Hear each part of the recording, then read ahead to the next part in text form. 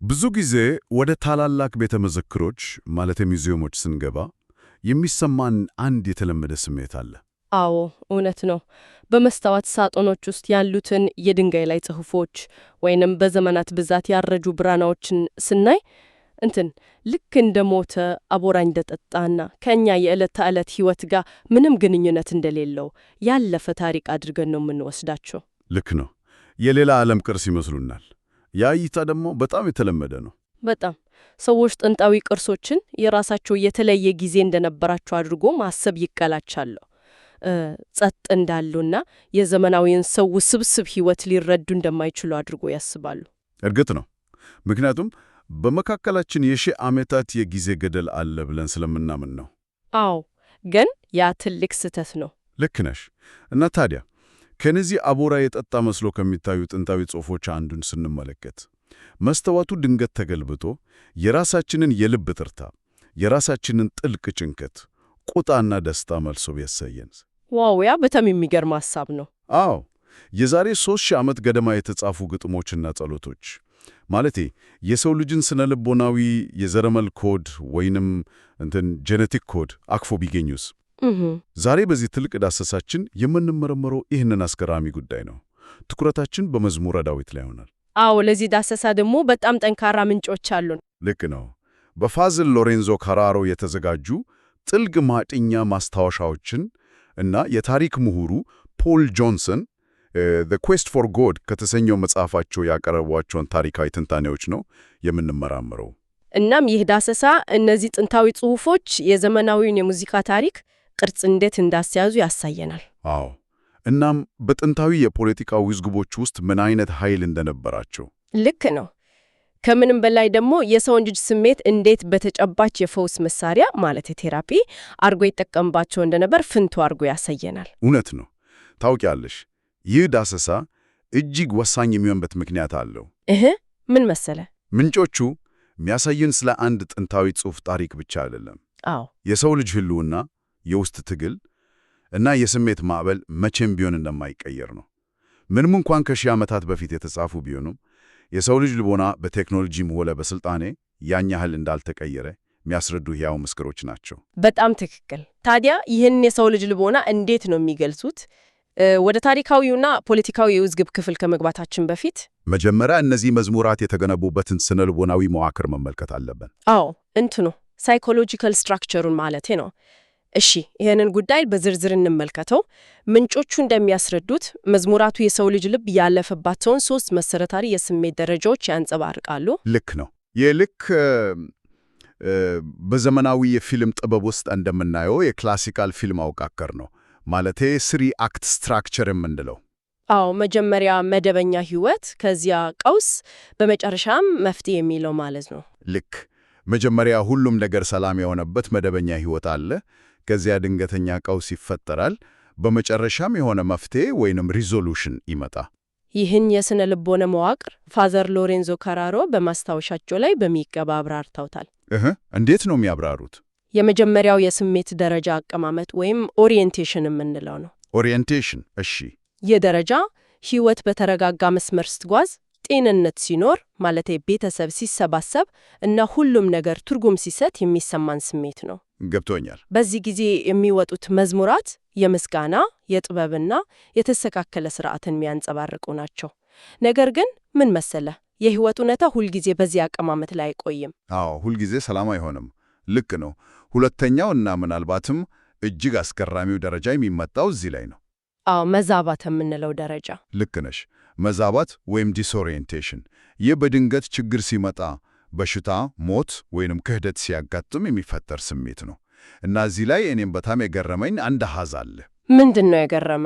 ከመላው መጽሐፍ ውስጥ ከ1/3 በላይ የሚሆነው ይህንን የመዛባት የዋይታ እና የልመና ስሜት የሚገልጽ መሆኑ ነው። ዋው! 1/3 አዎ ይህ ማለት መጽሐፉ ዝም ብሎ የደስታና የምስጋና ስብስብ ብቻ አይደለም፣ ማለቴ የከፍተኛ ስቃይ ማስተጋቢያም ጭምር ነው። ያ ትክክለኛ ምልከት ነው። ከአንድ ሶስተኛ በላይ የሆኑት መዝሙራት የቅሬታ፣ የቁጣ እና የግራ መጋባት ድምጾች ናቸው። ይህ ለምን ሆነ ብለን ስንጠይቅ ጥንታውያኑ ሰዎች የሕይወትን ጨለማ ገጽታ ለመሸሸግ ወይም ለማስመሰል አይሞክሩም ነበር። አዎ፣ ፊት ለፊት ይጋፈጡ ነበር። ልክ ነው። እና ሶስተኛው ደረጃ ማለትም እንደገና መቃኘት ወይም ሪኦሪየንቴሽን የሚመጣው ይህንን የጨለማ ጊዜ አቋርቶ ከተሻገሩ በኋላ ብቻ ነው። ከችግር በኋላ የሚመጣው ማለት ነው። አዎ፣ ከችግር በኋላ የሚመጣ የነጻነት፣ የመዳን እና የምስጋና ጊዜ ነው። ከሞት በኋላ እንደሚያጋጥም ትንሣኤ ማለት ነው። የቀድሞ ሰላም መመለስ ሳይሆን በችግር ውስጥ አልፎ የተገኘ አዲስ አይነት ጥልቅ መረጋጋት ነው። ይህ እኮ በጣም የሚገርም ነው። ይህ ስነልቦናዊ ካርታ ስሜትን ከመግለጽ ባለፈ በተግባር እንዴት የፈውስ መሳሪያ ወይንም ቴራፒ ሆኖ እንዳገለገለ ስናይ ደግሞ ነገሩ ይበልጥ ግልጽ ይሆንልናል። አዎ፣ ቴራፒውቲክ ኃይሉን ማየት እንችላለን። ፋዘር ሎሬንዞ የዳዊትና የንጉሥ ሳኦልን ስነልቦናዊ ተቃርኖ በግሩም ሁኔታ ያነሳሉ። ማለቴ ዳዊት በከፍተኛ ስሜት ምንም ሳያፍር በመዝፈንና በመደነስ ራሱን ከጭንቀት ነጻ ሲያወጣ እናያለን። አዎ፣ ያለምንም ገደብ ሲደንስ። ልክ ነው። ይህ ስሜትን አምቆ ቃለመያዝ የሚመጣ ቴራፒውቲክ ኃይልን ነው። በሌላ በኩል ግን ንጉሥ ሳኦል እና የዳዊት ሚስት ሚልካ አሉ። ሳኦልን ብንመለከት ታውቃለህ፣ በድብረት በቅናት እና በውስጣዊ ጭንቀት የተዋጠ ሰው ነበር። በጣም ስሜቱን ፊት ለፊት ተጋፍቶ ከማውጣት ይልቅ በውስጡ አምቆ ይዝ ነበር። የሚልካልም ሁኔታ ተመሳሳይ ነው። አዎ፣ ሚልካም ዳዊትን ስትስቅበት ነበር። ልክ ነው። ዳዊት ስሜቱን አውጥቶ ክብሩን ወደ ጎን ትቶ ሲዳንስ በማየት በንቀት ተመልክተዋለች። ፋዘር ሎሬንዞ ይህንን የሚልካልን ድርጊት ከመካንነት ጋር ያያይዙታል። ከምታንነት ጋር። ዋው! አዎ፣ ስሜትን አምቆ መያዝ፣ ራስን አለመግለጽ እና የሌላውንም ስሜት መናቅ ወደ ስነ ልቦናዊ እና መንፈሳዊ መካንነት ያመራል። እዚህ ላይ በዘመናችን በተለይም በማህበራዊ ሚዲያ ላይ በስፋት የሚታየው አንድ ነገር ትዝ ይለኛል። ሰዎች የቱንም ያህል ውስጣቸው እየደማ ቢሆኑም ሁሌ ፈገግ ያለ ፎቶ ይለጥፋሉ። አዎ፣ ማለቴ አስመሳይነት በዝቷል። ልክ ነሽ። መልካም ነገር ብቻ አስብ፣ ሁሌም እውነታዊ ሁን የሚል የውሸት ደስታን የማሳየት ዝንባሌ ያላቸው፣ በእንግሊዝኛው ቶክሲክ ፖዚቲቪቲ የምንለው ማለት አይደለም? ልክ ነው፣ ቶክሲክ ፖዚቲቪቲ። ታዲያ ፋዘር ሎሬንዞ በማስታወሻቸው ላይ ተቻኩሎ ወደ ውዳሴ ወይም ደስታ መዝለል አይገባም ማለታቸው የዚህ ዘመናዊ አስመሳይነት ቀጥተኛ መፍትሄ መሰለም? በእርግጥም መፍትሄው ኃጢአትን፣ ስቃይን እና ችግርን ፊት ለፊት መጋፈት ግድ ይላል። ጥንታውያኑ መዝሙራት እኮ መጥፎውን ስሜት አምቆ ከመያዝ ይልቅ ማውጣትን ነው የሚያበረታቱት። ጉዞው ሁሌም ከዋይታ ወደ ውዳሴ መሆን አለበት እንጂ ዋይታውን ዘሎ በግድ ውዳሴ ላይ መድረስ አይቻልም። አዎ፣ ይህንን ነው ፋዘር ሎሬንዞ ርካሽ ውዳሴ ወይም ቺፕ ፕሬይዝ ብለው የሚጠሩት። ርካሽ ውዳሴ። አዎ፣ ከዚህም በላይ ያ ርካሽ ውዳሴ ራስን ማታለል ነው። የጥንቶቹ ጸሐፊዎች መጥፎ ስሜትን መካድ መፍትሄ እንዳልሆነ በሚገባ ተረድቶ ነበር። ልክ ነው። ስሜት ካልተገለጸ አይፈወስም። ቁስሉን ሳያጸዱ በላዩ ላይ ማሰሪያ እንደማድረግ ነው። ስለዚህም ነው የዋይታ መዝሙራቱ ያን ያህል ትልቅ ቦታ የያዙት። ግን እዚህ ላይ አንቺን አንድ ጥልቅ ጥያቄ ልጠይቅሽ። ግጥም ማለት በባህሪው የተወሰኑ ሕግጋት ያሉት ቃላት ተመጥኖ የሚገቡበት ጥበባዊ አጥር ነው አይደል? አዎ፣ የራሱ የሆነ መዋቅር አለው። ስሜት ደግሞ በተቃራኒው፣ በተለይም የዋይታ እና የልመና ስሜት ገደብ የለሽ ማለቴ ሎጂክ ማይገዛውና የሚፈስ ነገር ነው። ታዲያ እንዴት ነው የትልቅ ውስብስብ እና መረን የለሽ የቴራፒ ስሜት በነዚያ ጥብቅ የምልክትና የግጥም አወቃቅሮች ውስጥ ታስሮ ሊገለጽ ቻለው? ይህ እኮ የሰውን እውነተኛ ስሜት አርቲፊሻል አያደርገውም ወይ? ይህ እጅግ ወሳኝ ጥያቄ ነው። ግን እዚህ ላይ እጅግ የሚገርመው ነገር ግጥሙ ስሜትን አያፍነውም፣ ይልቁንም አቅጣጫ ይሰጠዋል። አቅጣጫ ይሰጠዋል። አዎ፣ ልክ ኃይለኛ የውሃ ሙላትን በተገቢው ቦይ ውስጥ አሳልፎ ኃይል እንደማመንጨት ነው። ወደው ልዩ የምልክትና የግጥም አወቃቀሮቻቸው ስንመጣ ፖል ጆንሰን እና ፋዘር ሎሬንዞ ሶስቱ የምልክት ልኬቶችን ያሳዩናል። እሺ፣ እነሱ ምንድን ናቸው? አንደኛው ቀጥታ ወይም ቨርቲካል ልኬት ነው።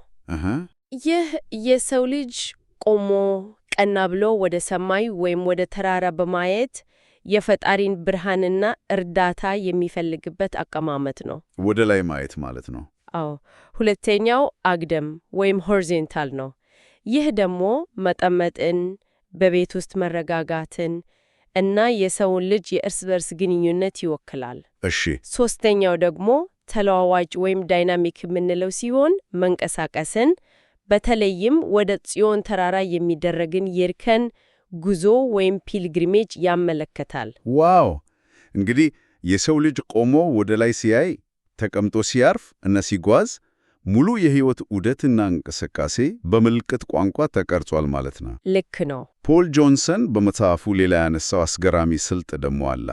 የዕብራይስጥ ግጥም ትይዩነት ወይም ፓራሌሊዝም የሚባል ጥብቅ ባህሪ አለው ይላል።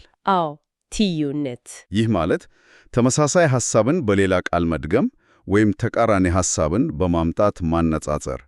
ለምን መደጋገም አስፈለገ ብለሽ ታስቢያለሽ? እንግዲህ የዚህን ትይዩነት አሰራር ለመረዳት አንድን ሚስማር በመዶሻ መምታት ማሰብ እንችላለን። ሚስማርና መዶሻ? አዎ። የመጀመሪያው የግጥሙ መስመር ሚስማሩን ከእንጨቱ ላይ አጋድሞ እንደማስያዝ ነው። ሐሳቡን ያስተዋወቃል። ሁለተኛው ተመሳሳይ መስመር ደግሞ ያንን ሚስማር አጥብቆ ወደ ውስጥ እንደሚመታ ከባድ መዶሻ ነው። ስሜቱን እና መልእክቱን በአድማጩ አእምሮ ውስጥ አጥብቆ ይተክላሉ። በጣም ግሩም ምሳሌ ነው። ይህ ድንገተኛ የቃላት እጥረት አይደለም። ይህ ለታላቅ አካል ክብር የመስጠት ጥንታዊ ስርዓት ወይንም ስፒች ፕሮቶኮል ነው። ማለት የአክብሮት ለማሳየት። አዎ፣ አንድን ጥልቅ አካል በተለይም ፈጣሪን ስታነጋግር ሐሳብን አበክረ ደጋግመ በተለያየ መንገድ መግለጽ የጽናት ምልክት ነው። ለምሳሌ አብርሃም ለሶዶም ከተማ ያቀረበው ተደጋዳሚ ልመና በመጽሐፉ ተጠቅሷል። አዎ፣ 50 ጻድቃን ቢገኙስ ብሎ። ልክ ነው። መጀመሪያ 50 ጻድቃን ቢገኙስ ብሎ ጠየቀ። ከዚያ 45፣ 40 እያለ እስከ 10 ደረሰ። ይህ ጽናትና መደጋገም የጸሎትና የግጥሙ መዋቅር ዋነኛ ሞተር ነው። ነገሩ ይበልጥ አጓጊ የሆነው እዚህ ላይ ነው። ማለቴ የጥንቱን ዓለም አስገራሚ እውነታ ስናይ ምን አገኘ? ይህ ልዩ የግጥም መዋቅርና የመዶሻና ሚስማር አይነት መደጋገም የተፈጠረው ሰዎች በውስጣቸው በልባቸው ጸጥ ብለው እንዲያነቡት አልነበረም። የተፈጠረው በአደባባይ ድምፅ አውጥተው እንዲዘምሩትና እንዲጮሁት ነው። አዎ፣ ያቆ ትልቁ ልዩነት ነው። ይህ ሐሳብ በታሪክ ውስጥ የንባብና የጸሎት ባህል እንዴት በከፍተኛ ሁኔታ እንደተቀየረ አጉልቶ ያሳየናል። ምክንያቱም በጥንቱ ዓለም ጸጥ ብሎ ማንበብ ወይም ሳይለንት ሪዲንግ የሚባል ነገር ፈጽሞ አልነበረም። ብዙ ሰው ይህንን ሲሰማ ሊገረም ይችላል፣ ግን እውነት ነው። በጥንቱ ዓለም ጸሎትም ሆኖ ማንኛውም አይነት ንባብ ሁልጊዜ በድምፅ ነበር የሚደረገው። ቃላት በአየር ላይ መንቀጠጣት፣ ድምፅ ማውጣት ነበረባቸው። ድምፅ ማውጣት ግዴታ ነበር ማለት ነው። አዎ። ጸጥ ብሎ በልብ ማንበብ እኮ እስከ 4ኛው ክፍለ ዘመን ድረስ አይታወቅም ነበር። ምንጫችን እንደሚያስረዳው ኢየሱስ እንኳን በመስቀል ላይ ሆኖ በከባድ ስቃይ ውስጥ እያለ መዝሙር 22 እና 31ን በድምፅ ጠቅሷል። ዋው! ጸሎት ማለት በተግባር ድምፅ ማለት ነበር። ይህ እኮ አስገራሚ ነው። በዘመናችን ወዳለ ማንኛውም ቤተ መጻሕፍት ብንገባ ሁሉም ሰው ጸጥ ብሎ በመጽሐፉ ላይ አፍጥጦ እናያለን። ማንም የሌላውን ሰው ትኩረት አይረብሽም። ልክ ነው። ነገር ግን በጥንቱ ዓለም ይህ ድርጊት ምን ያህል ያልተለመደ እንግዳ ነገር እንደነበር የሚያሳይ አንድ ታሪክ ክስተት አለ።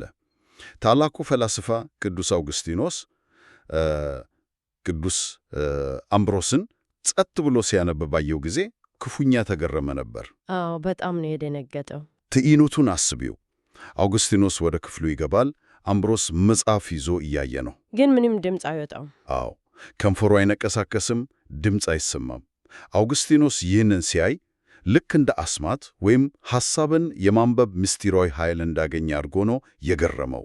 በጣም የሚያስቅ እኮ ነው። ይህ የሚያሳየን የጥንት ሰዎች ከጽሑፍ ጋር የነበራቸው ግንኙነት ምን ያህል አካላዊ እና ድምፃዊ እንደነበር ነው። እናም ሌላው አስገራሚ ነጥብ ታላላቅ ነገሥታትና ወታደሮች በጦር ሜዳ ጭቃና ደም ውስጥ ሆነው የራሳቸው ያረጀ እና የተጨማደደ የጸሎት መጽሐፍ ማለቴ ሳልተር ይዞ ይጓዙ እንደነበር ተገልጿል። ወታደሮቹ በጦርነት መካከል ሞት ፊት ለፊት በተጋረጠበት ሰዓት እነዚህን ግጥሞች በድምፅ ያነቡ ነበር። ድምፃቸው ከጦርነቱ ጩኸት ጋር ይቀላቀል ነበር። ለስነ ልቦና ትንካሬ ማለት ነው። አዎ። ይህ መዝሙራቱ በግለሰብ ደረጃ በከፍተኛ የመዛባት ጊዜ ምን ያህል የቅርብ የስነ ልቦና መከታ እንደነበሩ ያሳያል። ነገር ግን መዝሙራቱ የግለሰብ መጽናኛ ብቻ አልነበሩም። ሌላም ጥቅም ነበራቸው። አዎ፣ በአደባባይና በህብረት በከፍተኛ ድምፅ የሚዘመሩ ስለነበሩ ወደ ፖለቲካዊ መሳሪያነትም ተቀይሯል። ከፍተኛ የሆነ የህዝብ ተጽዕኖ ፈጥሯል። ሌላው ቀርቶ ዘመናዊውን የምዕራቡን ዓለም የሙዚቃ ታሪክ ቅርጽ እስከ ማስያዝ ደርሷል።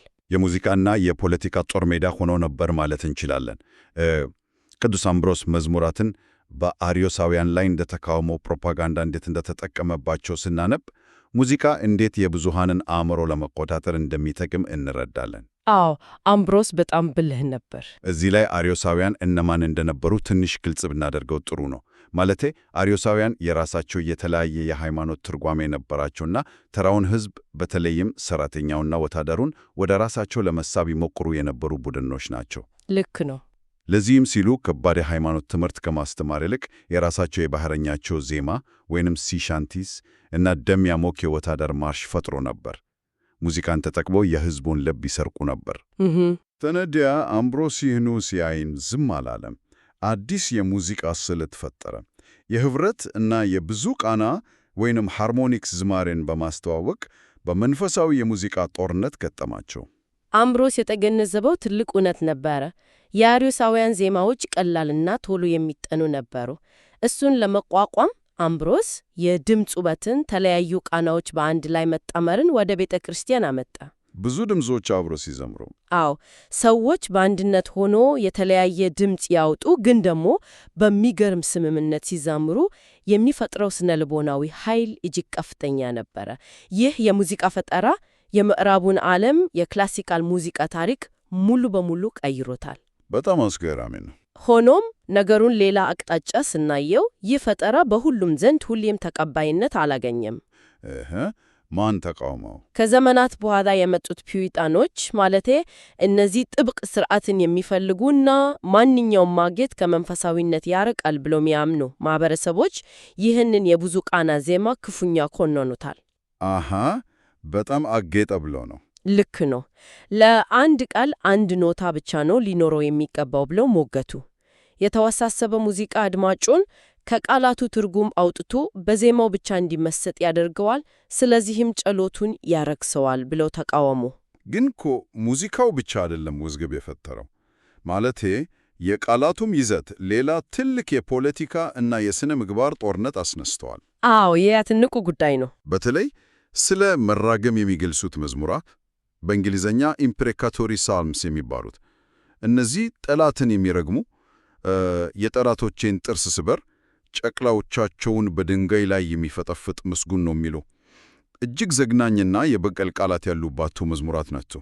በ1920ዎች የእንግሊዝ አንግሊካን ጳጳሳት አንድ ውሳኔ ላይ ደረሱ። እነዚህን የጠላታ እና የበቀል ቃል ያላቸው መዝሙራት ከሕዝብ የጸሎት መጽሐፍ ለማስወጣት እና ለመሰረዝ ሞከሩ። ምክንያታቸውም ማለቴ ከዘመናዊው የሥነ ምግባር እሴት እና ከፍቅር አስተምህሮ ጋር አይሄዱም የሚል ነበር። ነገር ግን ይህንን መጽሐፍ ለማጽደቅ ወደ ፓርላማ ሲላክ የፓርላማ አባላቱ ማለትም የፖለቲካው ዘርፍ የጳጳሳቱን ውሳኔ ውድቅ አድርጎታል። እዚህ ላይ የተፈጠረው የታሪክ አጋጣሚ እጅግ አስገራሚና ትልቅ ጥያቄ የሚያስነሳ ነው። እንዴት? እኛ እዚህ ጋር ማንም ወገን ሳንሆን ስናየው የሃይማኖት መሪዎቹ መጽሐፉን ከጥላቻ ቃላት ለማለዘብ እና ንጹሕ ለማድረግ ሲሞክሩ፣ ፖለቲከኞቹ ግን በተቃራኒው መጽሐፉን እንዳለ እንዲቆይ ወሰኑ። አዎ፣ የፖለቲከኞቹ ውሳኔ ገርሞኛል። ሁለቱም ወገኖች የራሳቸው ጠንካራ መከራከሪያ ነበረ። ጳጳሳቱ ጸሎት ሰውን ወደ ተሻለ ስነ ምግባር ማሳደግ አለበት ብለው ሲያምኑ፣ የፓርላማ አባላቱ ግን የሰው ልጅን መራር የጥላቻና የበቀል ስሜት ያለምንም መሸፋፈን ማሳየት የታሪክና የሰው ልጅ ፍጥረት አካል ነው ብለው ተከራከሩ። ዋው! ማለቴ የሰውን እውነተኛ ገጽታ መደበቅ አንችልም። ልክ ነው። የሰው ልጅ ውስጡ አውሬያዊ ስሜት ያለው ያንን በጽሑፍ ላይ ብቻ ብንፈቀው እውነታውን አይቀይረውም የሚል ነበር ሐሳባቸው። እውነት ነው። ይህ ውዝግብ እነዚህ ጽሑፎች ከሺህ ዓመታት በኋላም ቢሆን ምን ያህል ኃይለኛ ስሜት ቀስቃቃሽ እና አወዛጋቢ እንደሆኑ የሚያሳይ ግልጽ ማስረጃ ነው። ታዲያ የዚህ ሁሉ ትርጉም ምንድን ነው?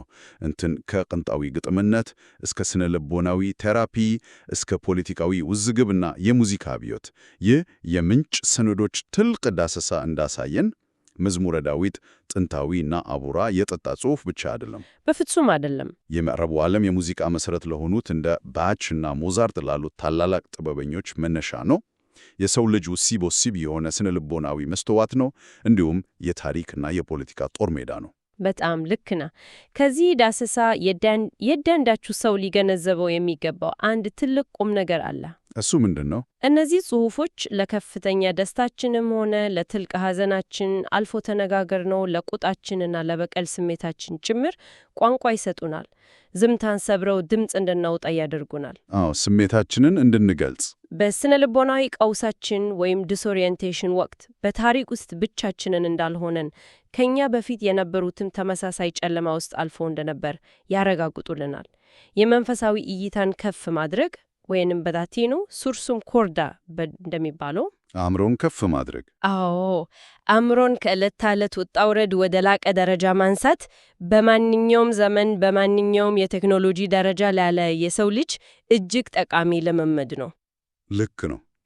እናም ይህንን ጥልቅ ዳሰሳ ስናጠናቀቅ በመግቢያችን ላይ ወደ አነሳነው የቤተ መዘክር ሐሳብ እንመለስ። ያ በመስታወት ውስጥ የሚታየው ጥንታዊ ቅርስ የሰው ልጅን ስሜት ለ3000 ዓመታት ያለማቋረጥ አስተጋብቷል። ታዲያ ይህ ዳሰሳ አንድ አሳሳቢ እና ቀስቃሽ ጥያቄ እንድንጠይቅ ያደርገናል። ምንድን ነው ጥያቄው? እነዚህ ጥንታዊ ግጥሞች የዚያን ዘመን ፖፕ ሚውዚኮች፣ የቴራፒ ክፍለ ጊዜዎች እና የፖለቲካ መዝሙሮች ነበሩ ብንል የዘመናችን እሳቻ ምንድን ነው? ዋው፣ ከባድ ጥያቄ ነው። ማለት አሁን በየዕለቱ የምንፈጥራቸው ማህበራዊ ሚዲያዎች፣ የምንሰማቸው ዘመናዊ ሙዚቃዎች ወይም የዲጂታል ጽሑፎች ከ3000 ዓመታት በኋላ ልክ እንደ መዝሙረ ዳዊት የሰው ልጅ ስሜት በተመሳሳይ ጥልቀት የመግለጽ የማዳንና የመነቅነቅ አቅም ይኖራቸው ይሆን? ወይስ በመስተዋት ውስጥ የሚታዩ ሕይወት የሌላቸው ጸጥ ያሉ ቅርሶች ሆኖ የሰው ልጅ እውነተኛ ስሜት ሳይገባቸው ይቀሩ ይሆን? በእውነት እጅግ የሚያጠያይቅና እያንዳንዱ ሰው ከራሱ ጋር ሆኖ ጥልቅ ማሰላሰል የሚፈልግ ጉዳይ ነው። አዎ፣ ይህንን ከባድ ሐሳብ ይዘን የዛሬውን ጥልቅ ዳሰሳችንን እንሰናበታለን። በዓለም ላይ እጅግ ታዋቂ የሆነ በብዙ ሚሊዮኖች የሚደመጥ የአንድ ድምፃዊ ምርጥ ሥራ ነው ተብሎ የሚታሰብ አልበም አለ ብንል እና ይሄ አልበም በእውነቱ በአንድ ሰው ሳይሆን በብዙ ተለያዩ አርቲስቶች ለብዙ 100 ዘመናት የተሰባሰበ የሙዚቃ ስብስብ መሆኑን ብንሰማ ምን ሊሰማን ይችላል? ዋው! ያው በጣም የሚያስገርም ነው የሚሆነው። ማለት ያልጠበቅነው ታሪክ ነው የሚወጣው። ልክ ነህ። አብዛኛውን ጊዜ ስለ ታሪካዊ መጽሐፍት ስናስብ አንድ ጸሐፊ ጠረጴዛው ላይ ቁጭ ብሎ ከርዕስ እስከ ማጠቃለያ በአንድ ጊዜ የጻፈው ይመስለናል። አዎ፣ ያው የተለመደው አስተሳሰብ እሱ ነው። በተለይም ደግሞ በመላው ዓለም በሚሊዮኖች ዘንድ የሚታወቀውን መዝሙረ ዳዊትን ስናነሳ በአእምሯችን የሚመጣው ምስል በጣም ግልጽ ነው። ልክ ነሽ። አንድ ንጉሥ ብቻውን በገናውን ይዞ ሁሉንም መዝሙሮች ከመጀመሪያ እስከ መጨረሽ በተከታታይ ሲያዘጋጅ ነው የሚታየን። አዎ፣ በቃ ዳዊት ብቻውን ሲዘምር ነው ምንስለው። ነገር ግን ከዚህ ምስል ጀርባ ያለው እውነታ ሙሉ በሙሉ የተለየ ነው። የዛሬው ጥልቅ ዳሰሳችን ይህ መጽሐፍ እኛ ከምናስበው በላይ እጅግ ውስብስብ መሆኑን የሚያሳይ ነው። አዎ፣ በብዙ ዘመናት የተገነባ መጽሐፍ ነው። ትክክል። እና በተለይም ወደ ኢትዮጵያ ትውፊት ውስጥ ሲገባ እንዴት ጥልቅ የሆኑ ቅርጾችን ይዞ እንደተቀመጠ እንመረምራለን። በጣም ጥሩ መነሻ ነው። እንግዲህ መዝሙረ ዳዊት የአንድ ጊዜ ክኑን ወይም ደግሞ ያው የአንድ ግለሰብ ማስታወሻ አይደለም። መጽሐፉን እንደ አንድ ሕያው የሆነ ከጊዜ ወደ ጊዜ እያደገ እና አዳዲስ ትውፊቶችን እያካተተ የመጣ ትልቅ የጸሎት ስብስብ አድርገን ነው መውሰድ ያለብን። ማለት እንደ ሕያው አካል እያደገ የመጣ ነው። አዎ፣ በትክክል ታሪካዊ ሰነዶቹ እንደሚያሳዩት ይሄ ጽሑፍ የብዙ ዘመናት የተለያየ ታሪካዊ ዳራ እና ያው የብዙ ትውልዶች ውህድ ነው። እኛ ኢትዮጵያውያን መጽሐፉን በዋናነት መዝሙረ ዳዊት ብለን ነው አይደል ምንጠራው? አዎ፣ የተለመደው ስሙ እሱ ነው። ስሙ ራሱ ሲሰማ መጽሐፉ ሙሉ በሙሉ በንጉሥ ዳዊት የተጻፈ ይመስላል። ነገር ግን ከምንጮቻችን ያገኙትን መረጃ ስመለከት ይህ መጽሐፍ ቅድም እንዳልኩት የተለያዩ አርቲስቶች ምርጥ ስብስብ ነው የሚመስለው። ልክ ነሽ። የብዙ ሰዎች ሥራ ነው። አዎ፣ የአንድ ሰው ብቸኛ ሥራ አይደለም። እንዴ ቁጥሮቹን ስናይኩ ነገሩ በጣም አስገራሚ ይሆናል። ከ150 መዝሙሮች ውስጥ 73ቱ ናቸው በዳዊት የተጻፉት። አዎ፣ ከግማሽ በታች ማለት ነው። 12ቱ በአሳፍ፣ 11ዱ በቆሬ ልጆች ሁለቱ ደግሞ በንጉሥ ሰሎሞን የተጻፉ ናቸው። ልክ ነው። አንዱ በኤማን አንዱ በኤታን እንዲሁም ደግሞ አንዱ መዝሙር በነቢዩ ሙሴ የተጻፈ ነው። እዚህ ጋር አንድ ትልቅ ጥያቄ ይነሳልኛል። ምንድን ነው እሱ? ሙሴና ዳዊት በመካከላቸው የብዙ መቶ ዘመናት ልዩነት አላቸው። ይሄ ስብስብ ታዲያ የትውልዶችን ድንበር እንዴት ሊያቋርጥ ቻለ? ያው ይሄ የስብጥር ልዩነት የሚያሳየን መዝሙሮቹ ተለያዩ ታሪካዊና የሥርዓተ አምልኮ መነሻዎች እንዳላቸው ነው። የሥርዓተ አምልኮ መነሻ ስትል ማለት የቤተ መቅደስ መዘምራን ያዘጋጁታሉ፣ የንጉሣዊ ሥርዓቶችን የሚያንጸባርቁ አሉ፣ እንዲሁም ያው የነቢያትን ራእይ የሚተርኩ አሉ። የተለያየ ዓላማ ነበራቸው ማለት ነው። በትክክል ጥንታዊው ጸሐፊ ሂፖሊተስ ይህንን ጉዳይ ሲያብራራ ዳዊት እና የቤተ መቅደስ መዘምራን መዝሙራቱን በመንፈስ ቅዱስ መሪውነት አዘጋጁ ይላል። እሺ። እና በተለይም ከታቦቱ ፊት ለሚደረግ ጸሎት ይውሉ እንደነበር ያስረዳል። መጽሐፉ የተዘጋጀው ለአንድ የተወሰነ ዘመን አንባቢ ብቻ አይደለም፣ ለዕለት ተዕለት አምልኮ እንዲሆን ነው አይደል? አዎ፣ በቤተ መቅደስ ውስጥ ከትውልድ ወደ ትውልድ ለሚተላለፍ ለሐዘን፣ ለደስታ እና ለጸሎት እንዲሆን። አይገርምም?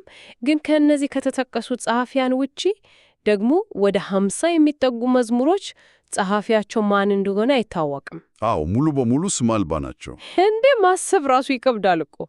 1/3 የመጽሐፉ ክፍል በማይታወቁ ደራሲያን ነው የተዘጋጀው። ልክ ነሽ፣ በጣም ብዙ ነው። ጸሐፊው ማን እንደሆነ እንኳን ሳይታወቅ አንድ ጽሑፍ እንዴት ያን ያህል ክብር አግኝቶ እጅግ ቅዱስ ከሚባሉት መጽሐፍት ተርታ ሊሰለፍ ቻለ? የጥሩ ጥያቄ ነው።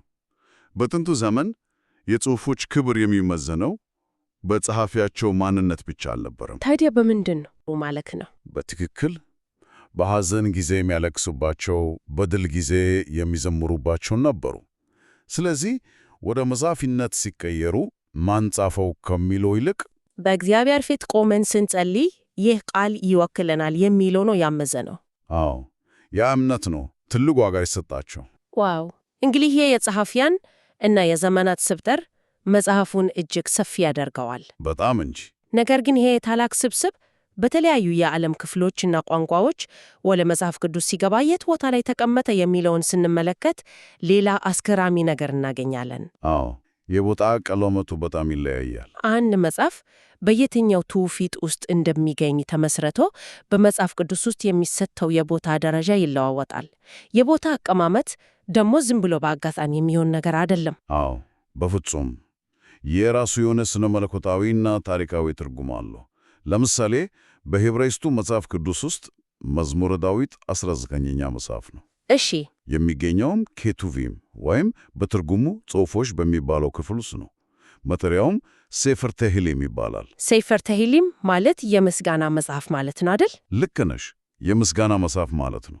ይሄ የሚያሳየው በዕብራይስጡ ትውፊት መጽሐፉ እንደ ሕግ ወይም እንደ ትንቢት ሳይሆን እንደ ሕዝቡ መንፈሳዊ ምላሽ ነው የተቆጠረው። በትክክል። በግሪኩ ትርጉም ማለትም በሰፕቱጂየንት ውስጥ ደግሞ መጽሐፉ 24ኛ ደረጃ ላይ ነው የሚገኘው። ቦታው ደግሞ ከመቃቢያን መጽሐፍት ቀጥሎ ነው አይደል? ከመቃቢያን ቀጥሎ ነው። የግሪኩ ትርጉም 4 የመቃቢያ መጽሐፍትን በውስጡ ይዟል። የመዝሙር መጽሐፍ ደግሞ መጥሪያው ሳልሞ ይባላል። እሺ፣ ወደ ኢትዮጵያ ስንመጣ ደግሞ በግዕዙ የብሉይ ኪዳን ቀኖና መሰረት የኢትዮጵያ ትውፊት መጽሐፉን 28ኛ ደረጃ ላይ ነው የሚያስቀምጠው። አዎ፣ ከሌሎቹ በጣም ፈቅ ብሎ ነው የሚገኘውም ከኩፋሌና ከሄኖክ መጽሐፍት ቀጥሎ ነው። የኢትዮጵያ ቀኖናም ያው የራሱ የሆኑ 3 የመቃቢያን መጽሐፍት አሉት። ልክ ነው። እና መጽሐፉ በግዕዝ ዳዊት ተብሎ ነው የሚጠራው። ነገር ግን እዚህ ጋር ማስተዋል ያለብን ትልቅ ነጥብ አለ። ምንድን ነው እሱ? ያው መጽሐፉን ከየትኛው መጽሐፍ አጠገብ እናስቀምጠዋለን የሚለው ውሳኔ አንባቢው መጽሐፉን በሚረዳበት መንገድ ላይ ትልቅ ተጽዕኖ አለው። መነጽር ይፍጠርለታል። ለምሳሌ በግሪኩ ትርጉም ታሪካዊ የጦርነትና የትግል መጽሐፍ ከሆነው ከመቃቢያን ቀጥሎ መዝሙሮችን እንደ ጦርነትና እንደ ድል መዝሙር እንድናያቸው ያደርገናል። አዎ፣ በኢትዮጵያ ትውፊት ደግሞ ጥልቅ ምስጢር፣ ራእይ እና የመላእክት ዓለም ከሚገለጽበት ከሄኖክ መጽሐፍ አጠገብ ማስቀመጡ የተለየ ክብደት ይሰጥ። ልክ ነሽ። ለመዝሙሩ ዳዊት መንፈሳዊና ትንቢታዊ ክብደት ነው የሚሰጠው። የቦታ አቀማመጡ የአንባቢውን አእምሮ እንዴት እንደሚያዘጋጀው የሚያሳይ ግሩም ትንታኔ ነው። እውነት ነው። ከመጽሐፉ አቀማመጥ ባሻገር ደግሞ የመጽሐፉ ውስጣዊ አወቃቀር ራሱ የራሱ የሆነ ጥንቅ ትርጉም አለው። መጀመሪያ ላይ ይህ መጽሐፍ በ5 ትላልቅ ክፍሎች ነው የተዋቀረው። 5 ክፍሎች? አዎ። አንደኛው መጽሐፍ ከመዝሙር 1 እስከ 41 ነው። ሁለተኛው ከ42 እስከ 72፣ ሶስተኛው ከ73 እስከ 89። ልክ ነሽ። አራተኛው ከ90 እስከ 106 እና አምስተኛው ደግሞ ከ107 እስከ መጨረሻው 150 ያሉትን ያጠቃልላል። ይሄ 5 ክፍል ዝም ብሎ የተደረገ አይደለም። ብዙ ጊዜ ይህንን መጽሐፍ እንደ ትልቅ ሕንፃ አድርገን እንስለዋለን። ነገር ግን የበልጥ ትርጉም የሚሰጠው አወቃቀሩን እንደ መስተዋት ወይም የማሚቶ ድምፅ አድርገን ስንወስደው ነው። ይሄ አወቃቀሩ እኮ የኦሪትን ወይም የሙሴን 5 የሕግ መጻሕፍት አምሳይ አድርጎ ሆን ተብሎ የተሰራ ነው። በትክክል ገልጸሽዋለሽ። በማህበረሰቡ እምነት በእነዚህ 5 የኦሪት መጻሕፍት እግዚአብሔር ለሕዝቡ ሕጉንና ፈቃዱን ይናገራል። እሺ። በዚህ በ5ቱ የመዝሙር መጻሕፍት ደግሞ ሕዝቡ መልሱ ለእግዚአብሔር ምላሹን ይሰጣል፣ ይጸልያል፣ በቃ ያመሰግናል። አወቃቀሩ የቃለ ምልልስ ቅርስ አለው። ውብ የሆነ የቃለ ምልልስ ነው ማለት እንችላለን። አዎ። በተጨማሪም የእያንዳንዱ 5ቱ መጻሕፍት በመጨረሻቸው ላይ የራሳቸው የሆነ የምስጋና ቃል አላቸው። አዎ። ለምሳሌ ያህል ሁለተኛው መጽሐፍ ሲጠናቀቅ በመዝሙር 72 ላይ የእሴይ ልጅ የዳዊት ጸሎት ተፈጸመ የሚል ግልጽ መዝጊያ አለው። ልክ ነሽ። እንዴ የእሴይ ልጅ የዳዊት ጸሎት ተፈጸመ የሚለው ሐረግ ራሱ በመጽሐፉ አጋማሽ ላይ መምጣቱ ጸሐፊው እሱ ብቻ እንዳልሆነ ያሳያል። አዎ፣ መጽሐፉን ሙሉ በሙሉ ዳዊት ብቻ እንዳላዘጋጀው የሚያሳይ ሌላኛው ትልቅ ማስረጃ ነው። ዳዊት ከጨረሰ በኋላ ሌሎቹ ጸሐፊያን ቀጥሏል ማለት እኮ ነው። በትክክል። እንግዲህ ወደ ኢትዮጵያ አወቃቀር ስንመጣ ደግሞ ነገሩ የተለየ መልክ ይይዛል። እሺ፣ እንዴት? ኢትዮጵያ ቤተ ክርስቲያን ይህንን 5 ክፍል ለራሷ ሥርዓት አምልኮና አጠቃቀም በሚመች መልኩ ወደ 15 ንዑሳን ክፍሎች አዋቅረዋለች። ይሄ ያው የአንድምታ ክፍፍል የሚባለው ነው አይደል? አዎ፣ የአንድምታ ክፍፍል ይባላል። ነገር ግን አንድምታ ስንል ዝም ብሎ አንድ ዳቦ ለ15 መቁረጥ ማለት አይደለም። በፍጹም የራሱ ፍልስፍና አለው። በኢትዮጵያ ቤተ ክርስቲያን ትውፊት አንድምታ ማለት እኮ የጽሑፉን ጥልቅ ምስጢር፣ ታሪካዊና መንፈሳዊ ትርጉም የምንተረጉምበት ፍልስፍናዊ መነጽር ነው። ልክ ነሽ። መጽሐፉን በ15 መከፋፈሉ ምዕመናንና ካህናት በየቀኑ በጸሎት ሰዓት እንዲጠቀሙበት እንዲሁም ያው ለዝማሬ እንዲመች ያደርገዋል። ይሄ ተግባራዊነት ላይ ያተኮረ ክፍል ጽሑፉ በሕዝቡ የዕለት ተዕለት ሕይወት ውስጥ ምን ያህል እንደተዋሃደም ያሳያል። እውነት ነው። እያንዳንዱ የኢትዮጵያው 15ቱ ክፍል ሲያበቃ ዝም ብሎ አይደለም የሚዘጋው። እንዴት ነው የሚያበቃው? የሚያበቃው ስብሐት ለአብ ወወልድ ወመንፈስ ቅዱስ በሚለው ክርስቲያናዊ የምስጋና ቃል ነው። ዋው! ይህ ማለት እኮ ጥንታዊው የዕብራይስጥ ጽሑፍ በኢትዮጵያ ትውፊት ውስጥ ሙሉ በሙሉ ክርስቲያናዊ መልክና ትርጉም እንዲላበስ ተደርጎ ነው የተቀረጸው። አዎ፣ በትክክል። ይዘቱን ሳንቀይር አጠቃቀሙን እና የምንረዳበትን መንገድ እንዴት ማበልጸግ እንደሚቻል የሚያሳይ ድንቅ ምሳሌ ነው።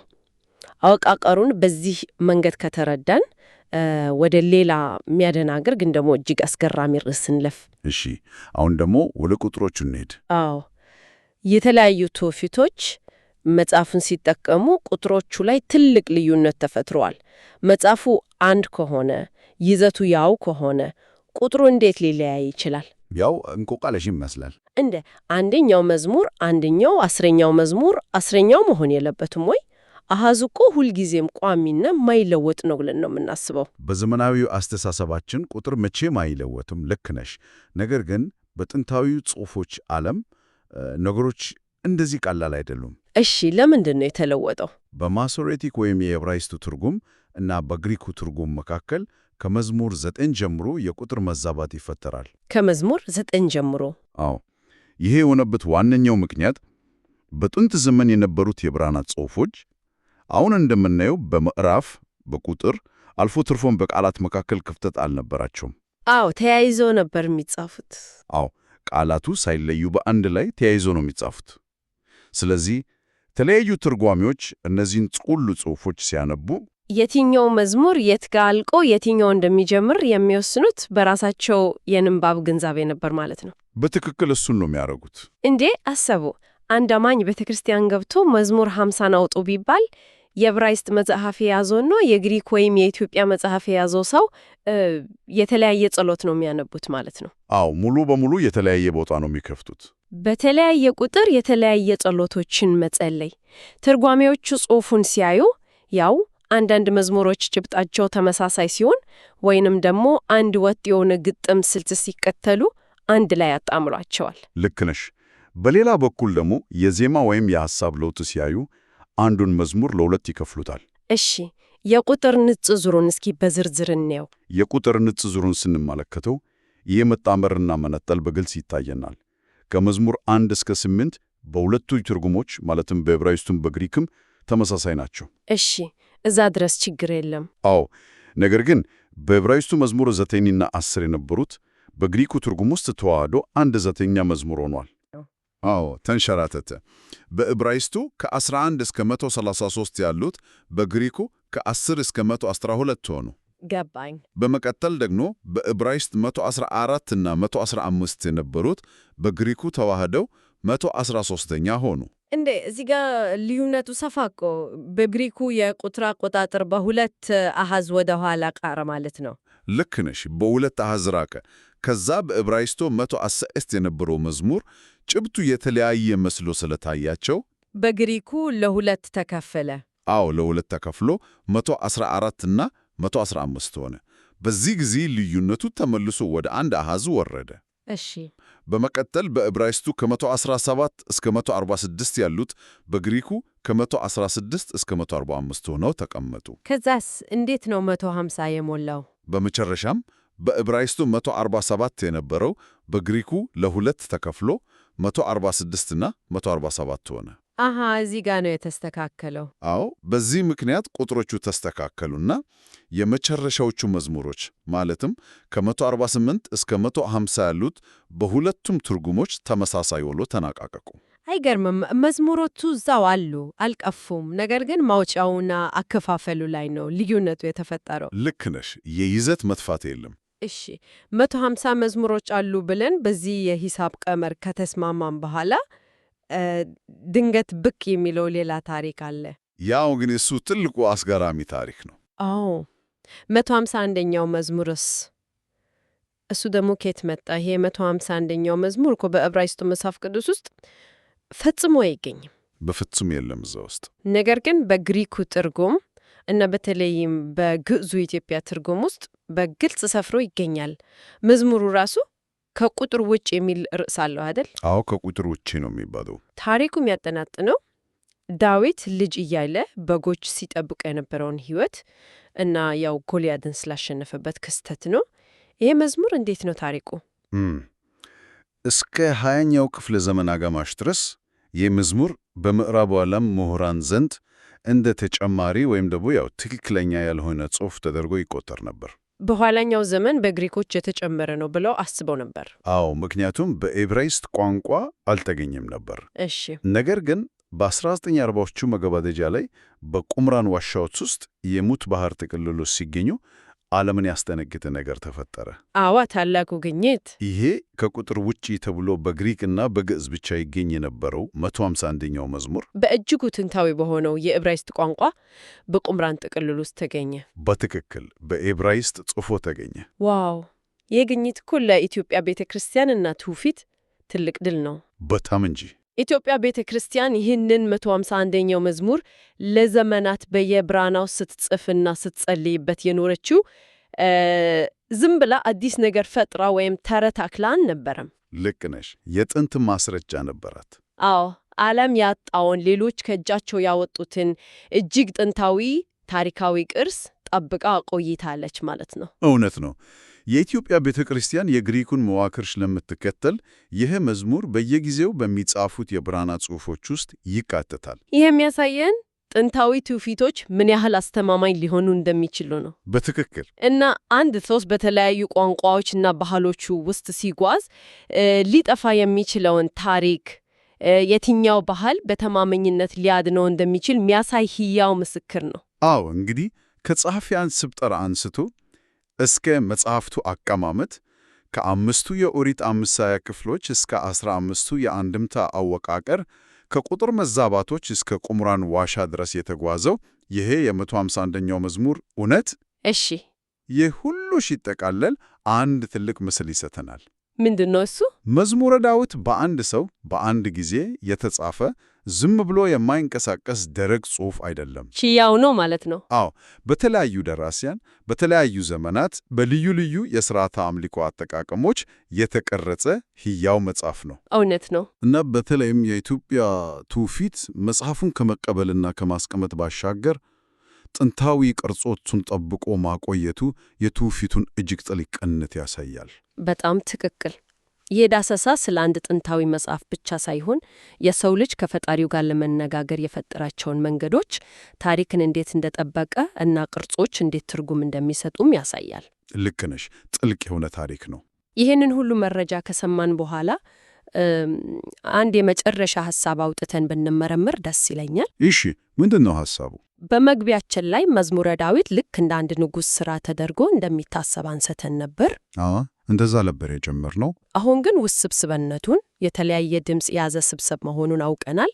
ታዲያ መጽሐፉን በ15 የአንድምታ ክፍሎች መከፋፈል፣ እያንዳንዱን ክፍል በክርስቲያናዊ ምስጋና መዝጋት እና ተጨማሪ የሆነውን 151ኛውን መዝሙር መጨመር የአንድን አማኝ የጸሎት ሕይወትና ከመጽሐፉ ጋር ያለውን ቁርኝት እንዴት ሊለውጦ ይችላል? ዋው፣ ከባድ ጥያቄ ነው። ጽሑፉን የምናነብበት ቅርጽ እና አወቃቀር ራሱ በውስጡ ካለው መልእክት ጋር እኩል ኃይል አለው ማለት ነው። ይህንን ማሰብ ራሱ አዲስ ይታከፍታል። አዎ፣ ቅርጹ ይዘቱን ይቀይረዋል ወይስ ያበለጽገዋል?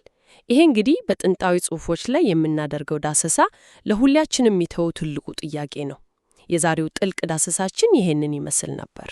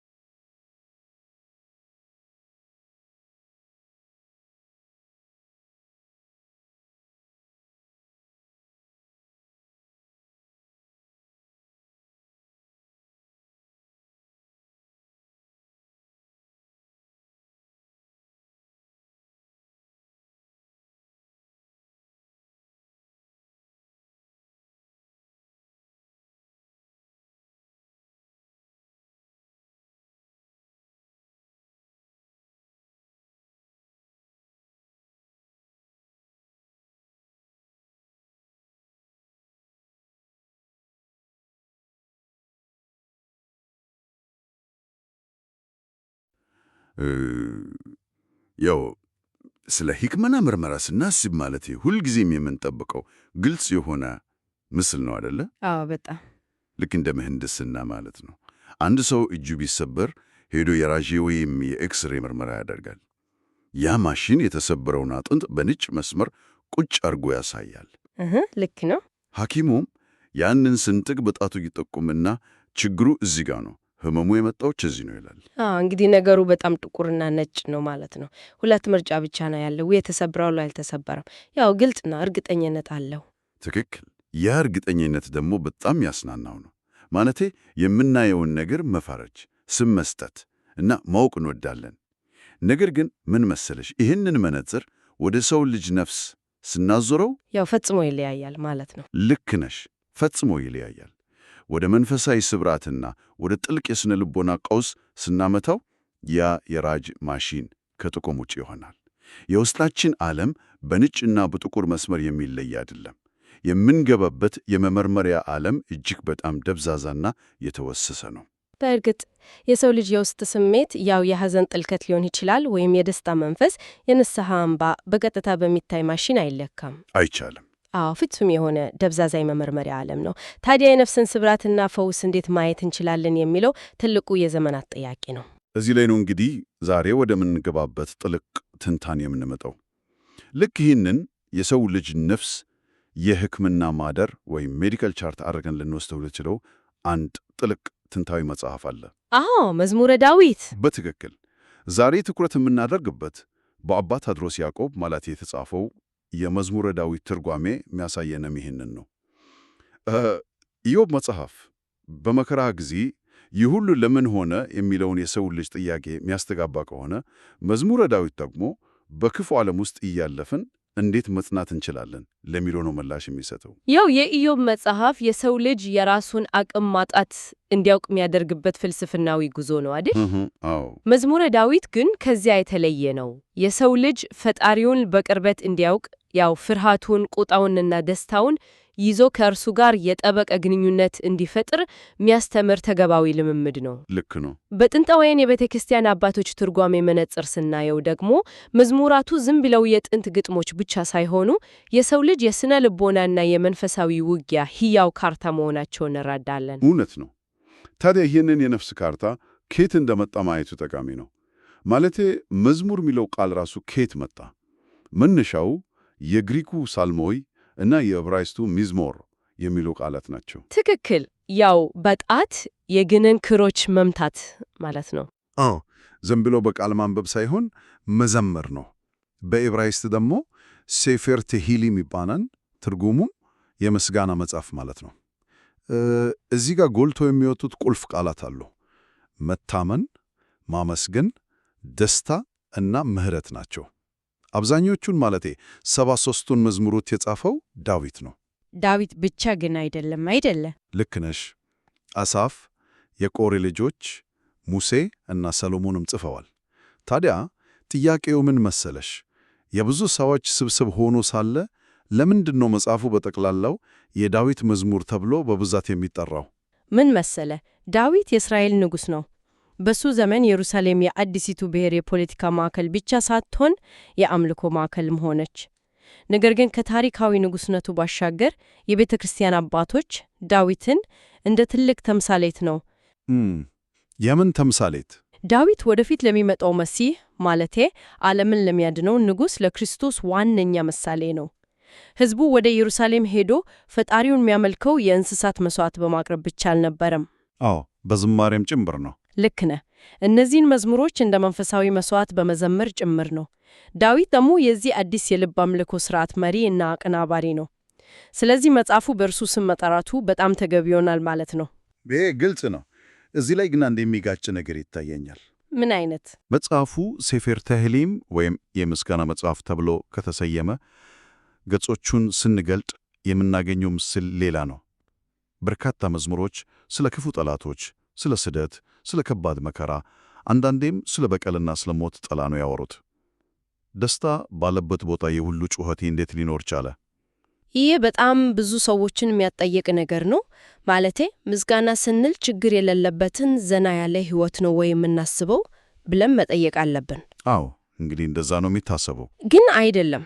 ትንታኔው ይህንን ለመመለስ ሚርሲያ ኤልያዴ የተባለውን ታዋቂ ምሁር ሐሳብ ያነሳል። ዕብራውያን ታሪክን የተረዱት ዝም ብሎ የክስተቶች ድርድር አድርገው አይደለም፣ ታሪክን የእግዚአብሔር መገለጫ አድርገው ነው ያዩት።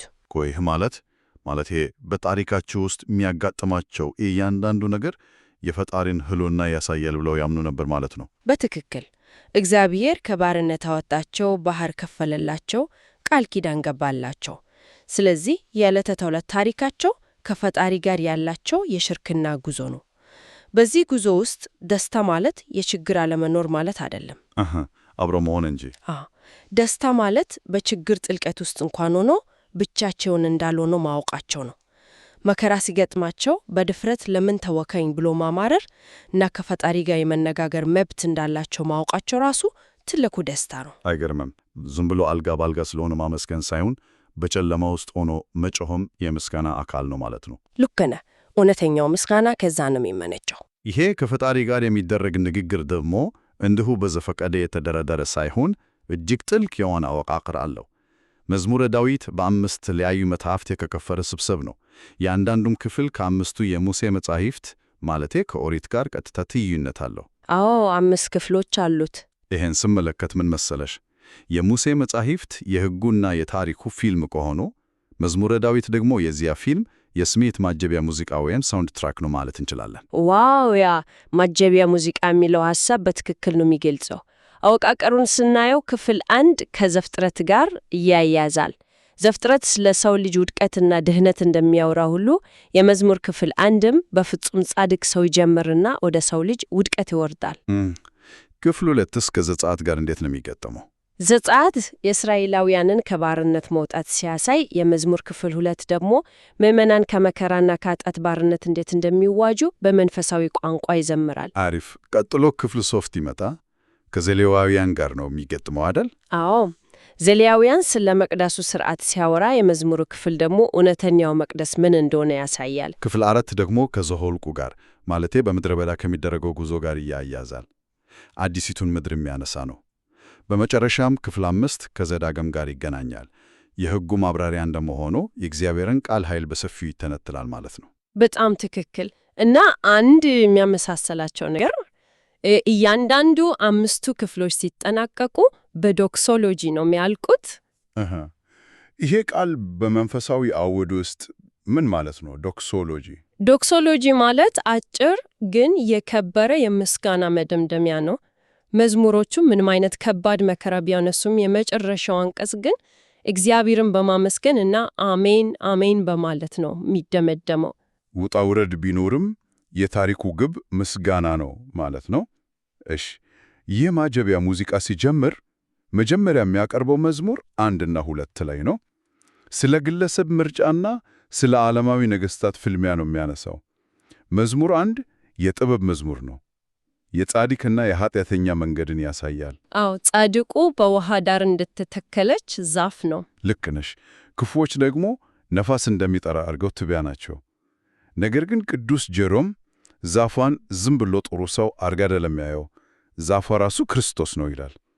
ወንዙ ደግሞ መጽሐፍ ቅዱስ ሲሆን የሚያፈራቸው 12 ፍሬዎች የሐዋርያት ትምህርት ናቸው በማለት እጅግ ጥልቅ ትርጓሜ ይሰጣል። ያው የቅዱስ ጀሮም ትርጓሜ የሰውን ልጅ ከራሱ ጻድቅነት አውጥቶ በክርስቶስ ጻድቅነት ላይ ነው የሚያሳርፈው ማለት ነው።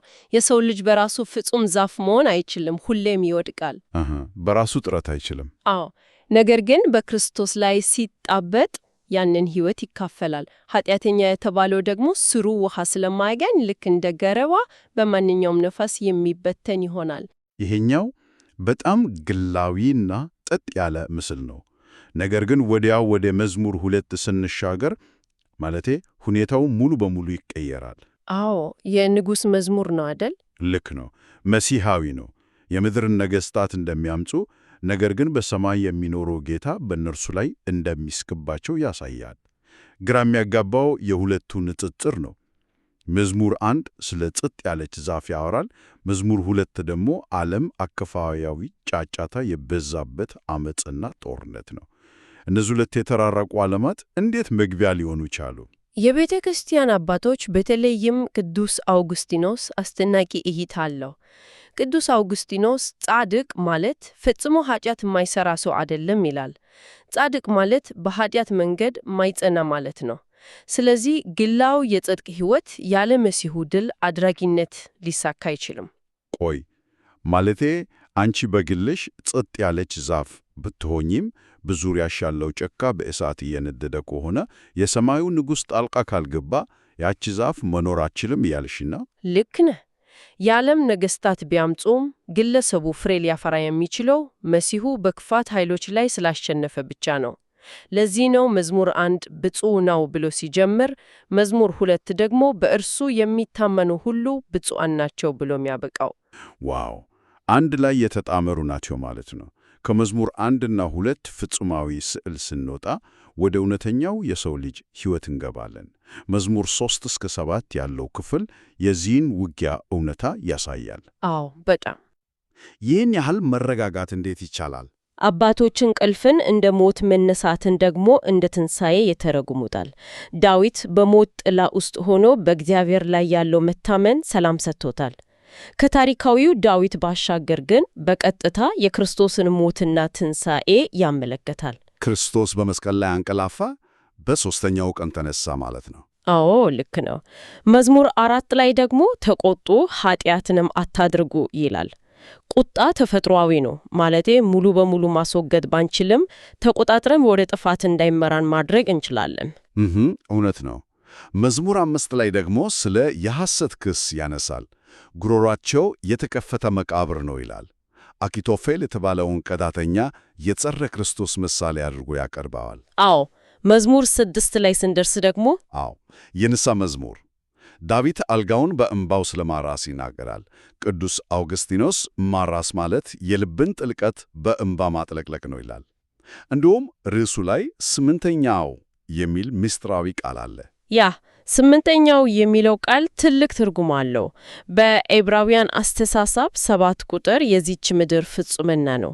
8ኛው ቀን ግን ዘላለማዊነትን፣ የክርስቶስን ትንሣኤና የመጨረሻውን ፍርድ የሚያመለክት ነው። ስለዚህ ስለ ምድራዊ ስቃዩ ብቻ ሳይሆን ስለ ዘላለማዊ ዕጣ ፈንታውም ነው የሚያለቅሰው። መዝሙር 7 ላይ ጠላት እንደ አንበሳ ነፍስን ሊነጥቅ እንደሚፈልግ ይገልጻል። አሁን እዚህ ጋር እንድሞግትሽ ፍቀጂልኝ። እሺ ቀጥል። ዳዊት ታላቅ ንጉሥ ነው፣ የጦር መሪ ነው። ነገር ግን በእነዚህ መዝሙሮች ውስጥ በጣም ደካማ ይመስላል። አልጋውን በእንባ ያርሳል፣ ጠላቶቼ ሊበሉኝ ነው ብሎ ይጮኻል። ጀግና ንጉሥ እንዲህ ማልቀሱ ከጀግንነቱ ጋር አይጋጭም? ንጉሥ ጠንካራ መሆን የለበትም እንዴ?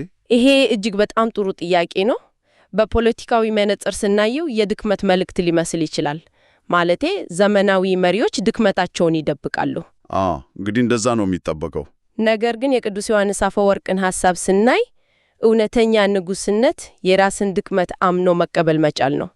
ዮሐንስ አፈወርቅ ንጉሣዊ አልጋን የሚያሳምረው ወርቅና ብር ሳይሆን የንስሐ አምባ ነው ይላል። ዋው!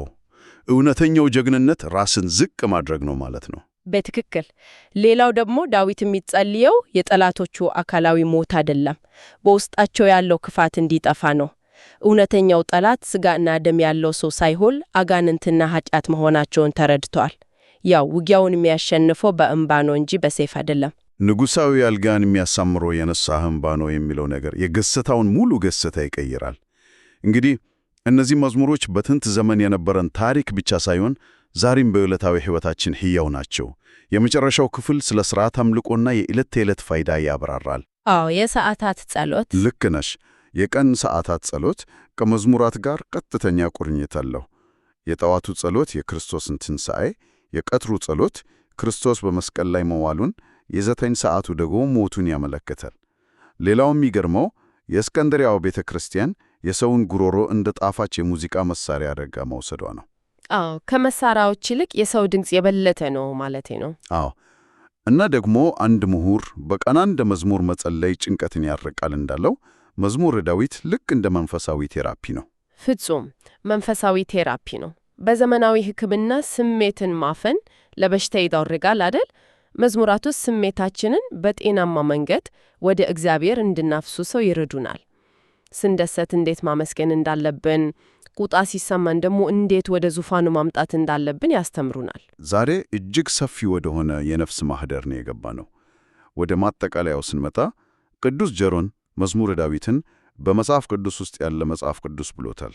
በጣም ትክክለኛ አገላለጽ ነው። የሰው ልጅ ስሜት ሁሉ ሳይደብቅ የሚያሳይ ነገር ግን ከመሲሁ የማዳን ሥራ ጋር የሚያስተሳስር መጽሐፍ ነው።